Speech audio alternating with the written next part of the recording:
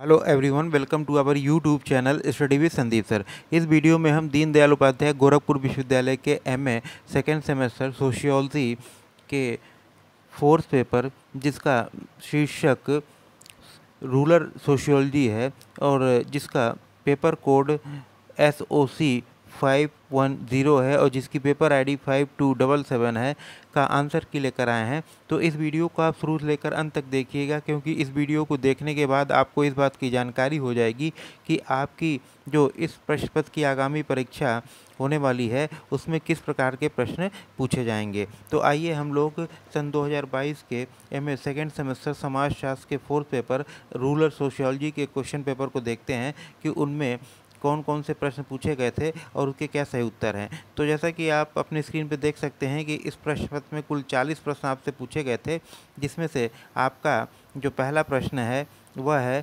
कि प्रधानमंत्री ग्रामोदय योजना प्रारंभ की गई थी। Option A 1991, option B 1995, option C 1998, option D 2000। तो प्रधानमंत्री ग्रामोदय योजना जो है उसकी शुरुआत की गई थी सन 2000 में, यानी प्रश्न संख्या 1 का ऑप्शन डी आपका सही उत्तर हो जाएगा।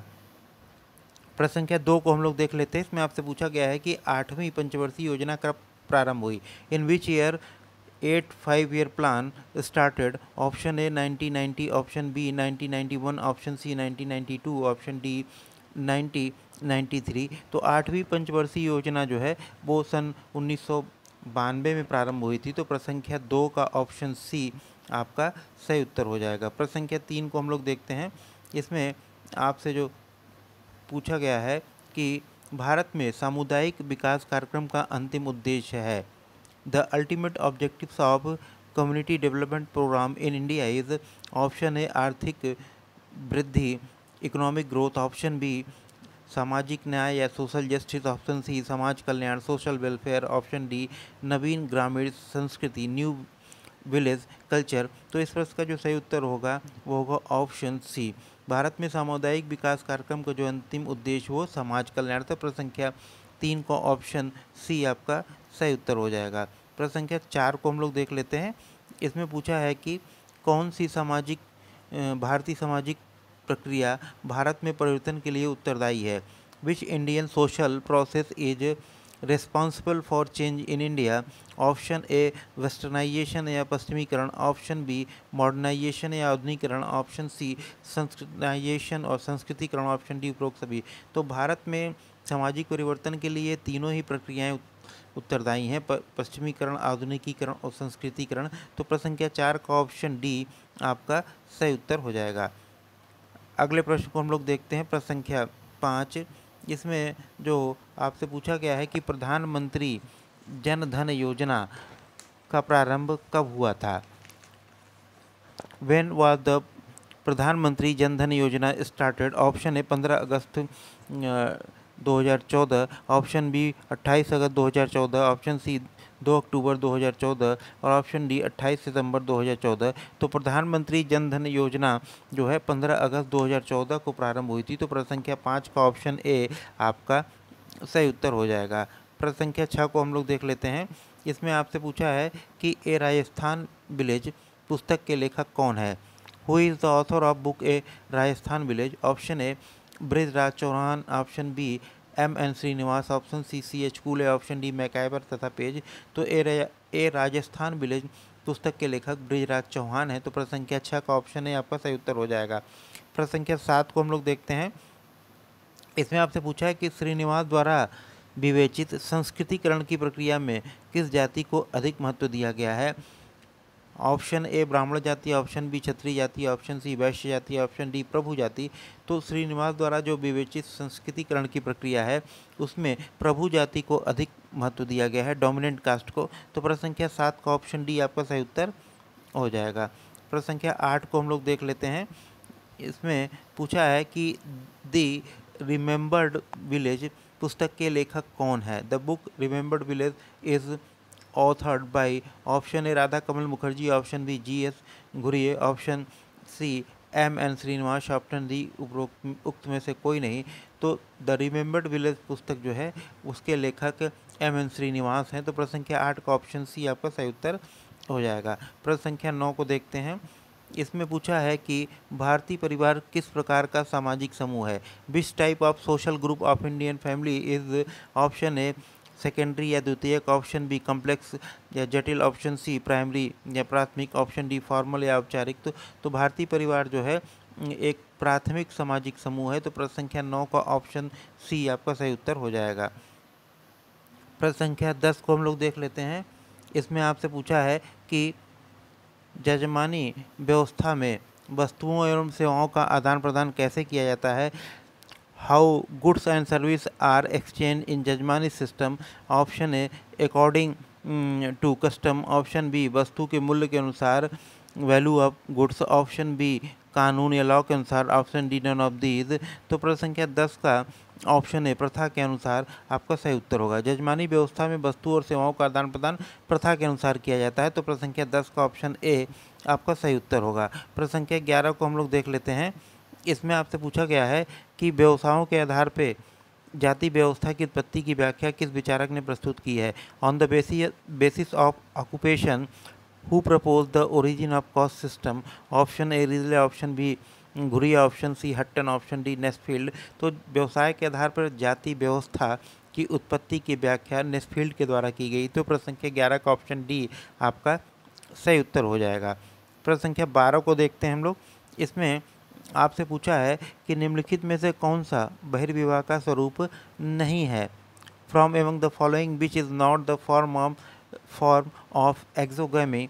ऑप्शन ए गोत्र, ऑप्शन बी सपिंड, ऑप्शन सी प्रतिलोम, ऑप्शन डी प्रवर। तो जो आपके 4 ऑप्शन दिए गए हैं प्रश्न संख्या 12 में, उसमें आपका सही उत्तर होगा ऑप्शन सी प्रतिलोम। बहिर्विवाह का जो है गोत्र, सपिंड और प्रवर ये स्वरूप है, प्रतिलोम नहीं है। तो प्रश्न संख्या 12 का ऑप्शन सी आपका सही उत्तर हो जाएगा। प्रश्न संख्या 13 को हम लोग देखते हैं। इसमें पूछा है कि हिंदू विधवा पुनर्विवाह अधिनियम किस वर्ष में पारित हुआ था। In which year Hindu widow remarriage act was passed. Option A 1856, option B 1854, option C 1850, option D 1855। तो हिंदू विधवा पुनर्विवाह अधिनियम सन 1856 में पारित हुआ था। तो प्रश्न संख्या 13 का ऑप्शन ए आपका सही उत्तर हो जाएगा 1856। प्रश्न संख्या 14 को हम लोग देख लेते हैं। इसमें आपसे पूछा है कि ग्रामीण नगरीकरण का विचार किसने दिया है। Who has given the idea of rural urbanisation. Option A M.N..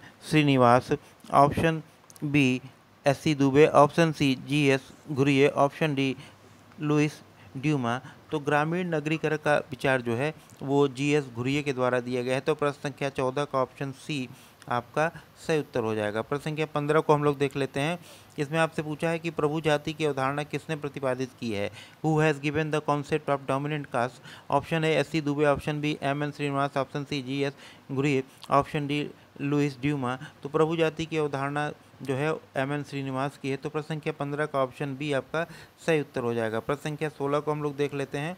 इसमें आपसे पूछा गया है कि इंडियन साधु पुस्तक के लेखक कौन है।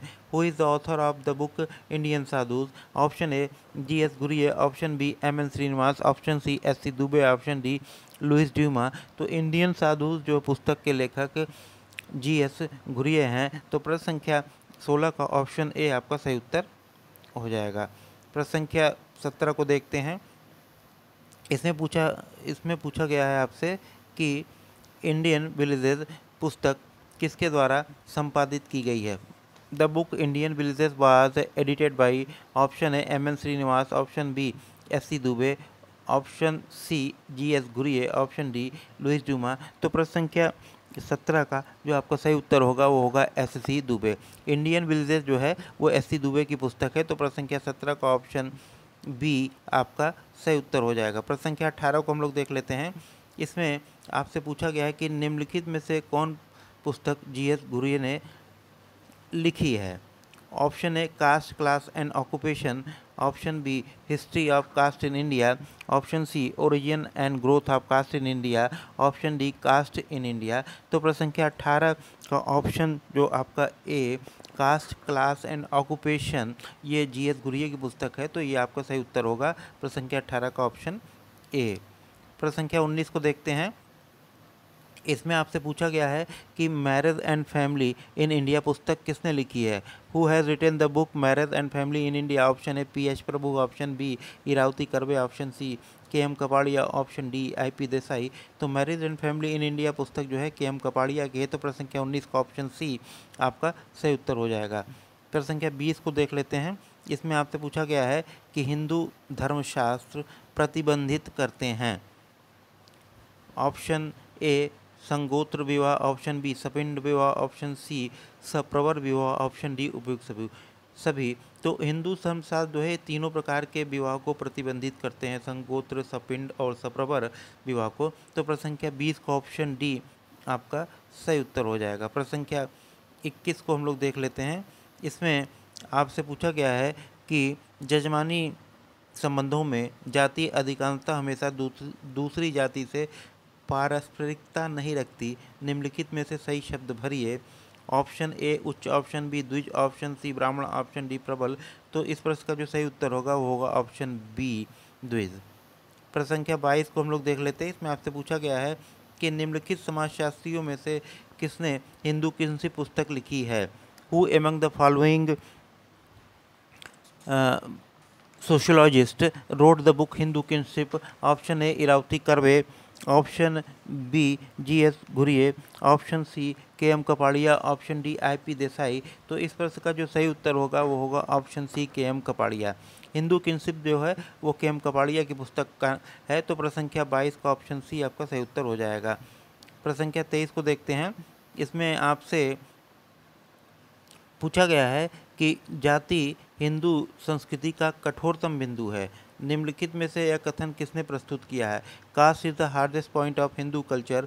Who among the following has made this statement. Option A Levi Strauss, option B Butterlet, option C Ketkar, option D N K Datta. तो यह कथन जो है एन के दत्ता का। तो प्रश्न संख्या 23 का ऑप्शन डी आपका सही उत्तर हो जाएगा।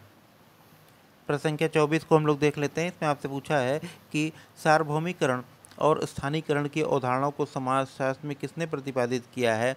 Who has given the concept of universalization and parochialization in sociology. Option A McKim Marriott, option B Milton Singer, option C Robert Redfield, option D S C Mayer. तो समाजशास्त्र में सार्वभौमिकरण और स्थानीकरण की अवधारणा का जो प्रतिपादन किया है उस वो है मैकियम मैरियट। तो प्रश्न संख्या 24 का ऑप्शन ए आपका सही उत्तर हो जाएगा। प्रश्न संख्या 25 को हम लोग देख लेते हैं।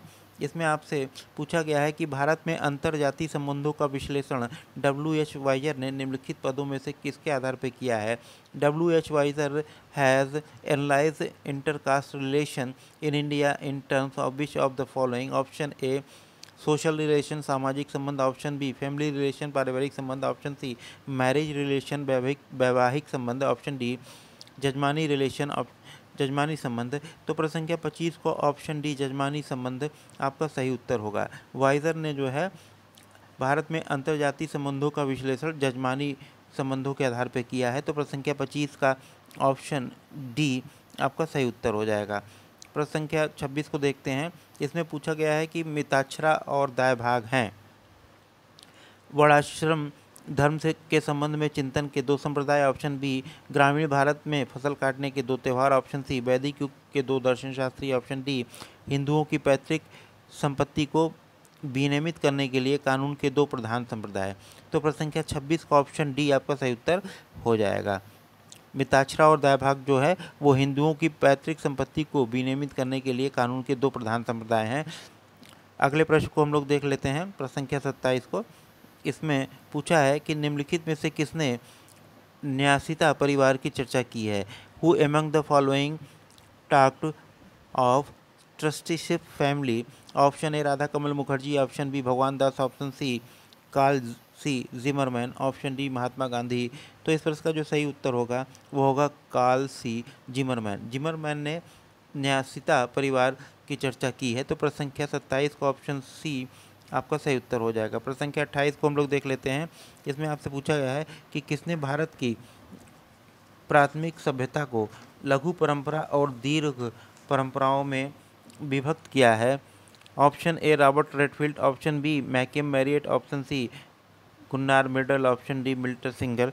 तो इस प्रश्न का जो सही उत्तर होगा वो होगा ऑप्शन ए रॉबर्ट रेडफील्ड। प्रश्न संख्या 28 का ऑप्शन ए आपका सही उत्तर हो जाएगा। प्रश्न संख्या 29 को हम लोग देख लेते हैं। इसमें आपसे पूछा गया है कि झूम खेती विशेषता है। Shifting cultivation is the characteristic of, option A उत्तर आधुनिक समाज की, ऑप्शन बी सरल समाज की, ऑप्शन सी जटिल समाज की, ऑप्शन डी संक्रमण समाज की। तो झूम खेती जो होती है वो सरल समाज की विशेषता होती है। तो प्रश्न संख्या 29 का ऑप्शन बी आपका जो है सही उत्तर हो जाएगा। प्रश्न संख्या 30 को हम लोग देखते हैं। इसमें आपसे पूछा गया है कि जिस योजना का उद्देश्य सामाजिक आर्थिक विकास के द्वारा भारत के संपूर्ण ग्रामीण जीवन का रूपांतरण करना है उसका नाम है। The programme which aim to transform the entire rural life in India through socio economic development is known as, option A Antyodaya कार्यक्रम, ऑप्शन बी सामुदायिक विकास कार्यक्रम या community development programme, option C Indira Awas Yojana, option D संपूर्ण ग्रामीण रोजगार योजना। तो इस प्रश्न का जो सही उत्तर होगा वो होगा ऑप्शन बी सामुदायिक विकास योजना या कम्युनिटी डेवलपमेंट प्रोग्राम। प्रश्न संख्या 30 का ऑप्शन बी आपका सही उत्तर हो जाएगा। प्रश्न संख्या 31 को हम लोग देखते हैं। इसमें आपसे पूछा गया है कि किसने भारत की अनुसूचित जनजातियों को पिछड़े हुए हिंदू के रूप में संबोधित किया है। The scheduled caste tribe of India are referred to as backward Hindu by whom, option A M N. Srinivas, option B G S. Ghurye, option C S C. Dube, option D Radha K Mukherjee. तो इस प्रश्न का जो सही उत्तर होगा वो होगा ऑप्शन बी जी.एस. गुरिये ने जो भारत की अनुसूचित जनजातियों को पिछड़े हुए हिंदुओं के नाम से संबोधित किया था। तो प्रश्न संख्या 31 का ऑप्शन बी आपका सही उत्तर हो जाएगा। प्रश्न संख्या 32 को हम लोग देखते हैं। इसमें आपसे पूछा गया है कि भारतीय समाज बहुत धीरे बदलता है, कभी कभी शताब्दियों में वास्तव में सांस्कृतिक परिवर्तन आता है। इस कथन में कौन सा परिप्रेक्ष्य जो है वो इंगित होता है। ऑप्शन ए संरचनात्मक प्रकारात्मक, ऑप्शन बी विचारात्मक अध्ययन, ऑप्शन सी सभ्यतावादी, ऑप्शन डी उपाश्रित। तो इस प्रश्न का जो सही उत्तर होगा वो होगा ऑप्शन ए संरचनात्मक प्रकारात्मक। प्रश्न संख्या 33 को हम लोग देख लेते हैं। इसमें आपसे पूछा गया है कि किसने भारतीय समाज के संबंध में सभ्यता परिप्रेक्ष्य का उपयोग किया है। तो इसमें जो 4 ऑप्शन है वो है ऑप्शन एन के बोस और सुरजीत सिन्हा, ऑप्शन बी सुरजीत सिन्हा और Yogendra Singh, option C Bernard S Cohn और David Hardiman, option D Bina Das एवं एन के बोस। तो इस प्रश्न का जो सही उत्तर होगा वो एन के बोस और सुरजीत सिन्हा, इन दोनों ने भारतीय समाज के संबंध में सभ्यता परिप्रेक्ष्य का उपयोग किया है। तो प्रश्न संख्या 33 का ऑप्शन ए आपका सही उत्तर हो जाएगा। प्रश्न संख्या 34 को हम लोग देखते हैं। इसमें आपसे पूछा गया है कि निम्नलिखित में से किसने अपने लेखन में उपाश्रित परिप्रेक्ष्य का उपयोग किया है। Option A Louis Dumont, option B N K Bose, option C Surajit Sinha, option D B R Ambedkar. तो इस प्रश्न का जो सही उत्तर होगा वो होगा option D B R Ambedkar ने। प्रश्न संख्या 35 को देखते हैं। इसमें आपसे पूछा गया है कि किस अध्ययन में भारतीय परिप्रेक्ष्य में रॉबर्ट रेडफील्ड की लघु समुदाय की अवधारणा का परीक्षण किया गया है।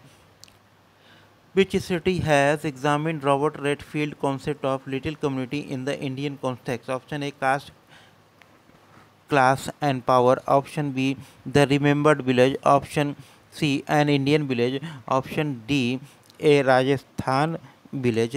तो जो प्रश्न संख्या 35 में 4 ऑप्शन दिए गए हैं उसमें से जो आपका सही उत्तर होगा वो होगा option C an Indian village. प्रश्न संख्या 35 को ऑप्शन सी आपका सही उत्तर होगा। प्रश्न संख्या 36 को हम लोग देखते हैं। इसमें आपसे पूछा गया है कि भारत विद्या अध्ययन परिप्रेक्ष्य का अनुसरण कर भारतीय समाज का अध्ययन करने वाले निम्नलिखित में से कौन माने जाते हैं।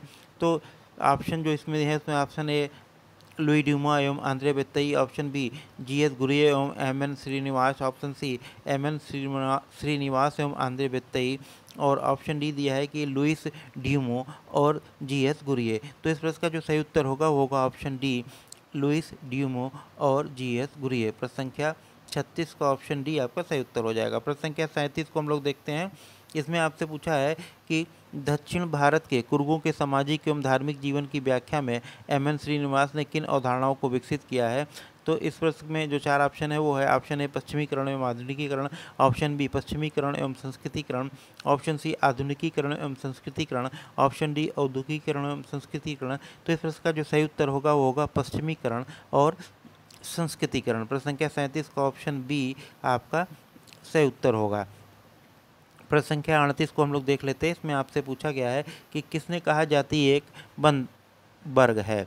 Who said that caste is a closed class? Option A T A. Madan एवं D N. Majumdar, option B M N. Srinivas, option C J H. Hutton एवं G S. Ghurye, option D G S. Ghurye. तो जाति एक बंद वर्ग है, यह सुप्रसिद्ध कथन टी.एन. मदन और डी.एन. मजुमदार का है। तो प्रश्न संख्या 38 का ऑप्शन ए आपका सही उत्तर हो जाएगा। प्रश्न संख्या 39 को देखते हैं। इसमें आपसे पूछा गया है कि M.N..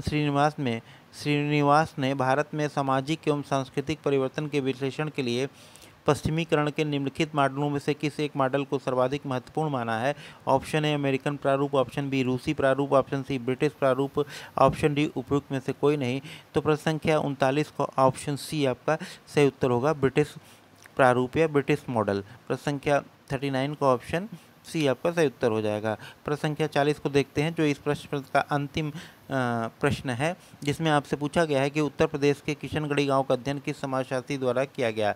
Which of the following sociologist based his study on village Kishangarhi in UP? Option A Irawati Karve, option B Yogendra Singh, option C Brajraj Chauhan, option D McKim Marriott. तो इस प्रश्न का जो सही उत्तर होगा वो होगा ऑप्शन डी मैकेम मैरिएट।